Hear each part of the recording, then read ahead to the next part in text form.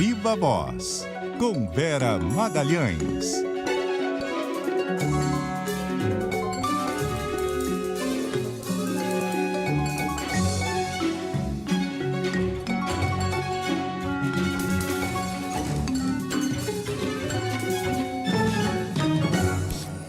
E aí, Vera?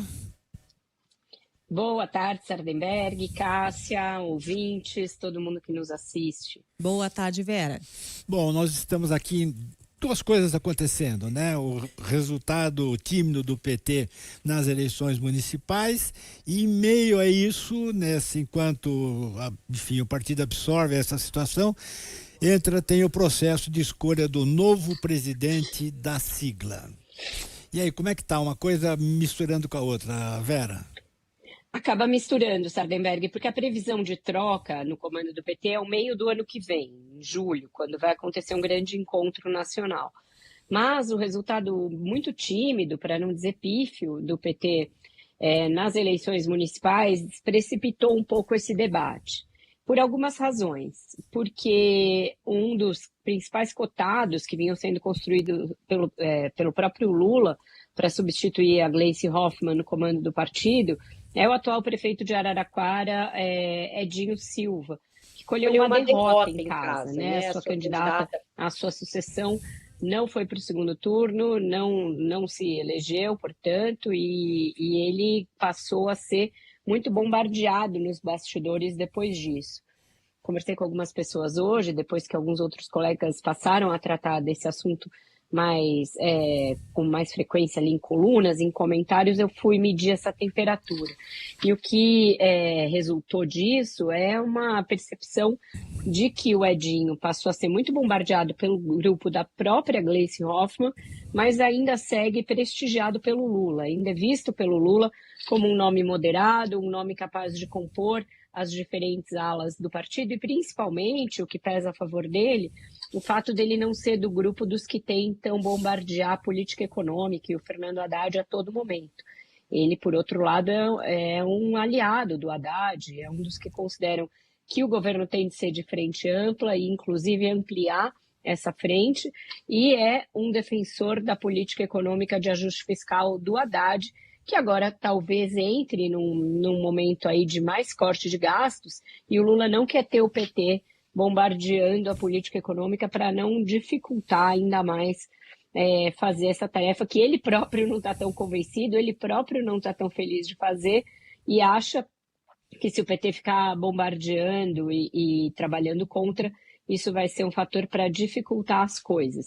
Então, acabou misturando tudo. A necessidade de cumprir o ajuste fiscal, que é algo que não está garantido e não é simples. Hoje mesmo o FMI fez uma série de reparos quanto ao crescimento da dívida brasileira, quanto à possibilidade que eles acham de só se cumprir um superávit lá para 2027, de o ajuste fiscal não estar tão garantido. Então, isso, a má performance dos petistas e aliados nas eleições municipais e o fato de que essa sucessão está bem embolada. A Gleice, para não dizer que veta o Edinho Silva, tem dito algo diferente. Olha, está na hora de o presidente do PT ser alguém do Nordeste. E aí, com isso, ela tiraria do prefeito de Araraquara. Mas o Lula ainda prefere o nome do Edinho e acha que ele seria o mais indicado. Tem um fator adicional aí que vem dessa troca de comando do PT, que é o que fazer com a própria Gleice Hoffmann. E ela tinha uma perspectiva, lá no início do governo, de cumprir 2 anos à frente do PT e os 2 últimos anos está no Ministério do Lula.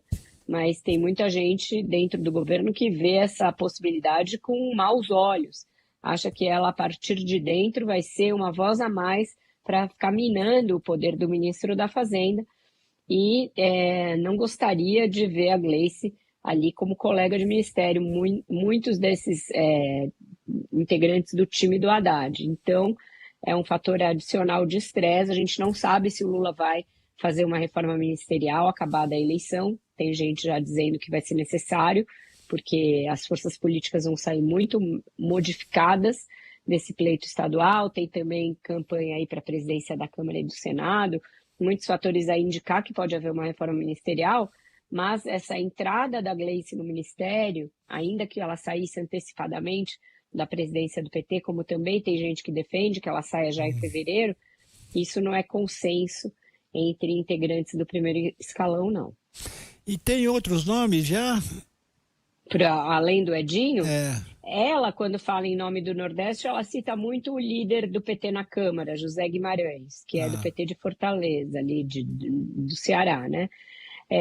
Mas ele tem sido um defensor, pelo menos ali em on, das políticas econômicas do governo. Ele bancou ali como líder a defesa de todos os projetos que o Haddad mandou para a Câmara. Então, não seria alguém do mesmo grupo que ela, que hoje em dia prega uma política mais desenvolvimentista. Lá no início do governo, quando se falava dessa ideia da Gleice ficar 2 anos e depois sair e ir para o governo, se falava numa troca, numa porta giratória. Ela iria para a Secretaria de Governo e o ministro Márcio Macedo iria para o comando do PT.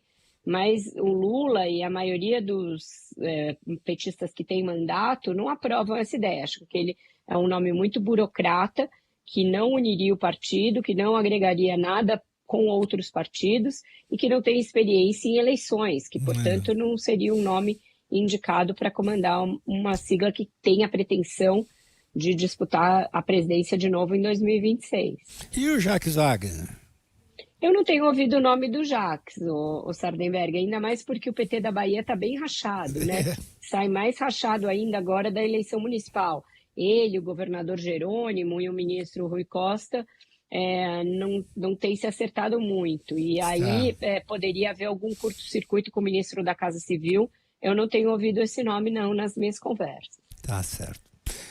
Vera Magalhães, obrigado, Vera. Até amanhã aqui no CBN Brasil, até logo mais às 6 horas no Viva Voz segunda edição, ponto final. Obrigado, Vera.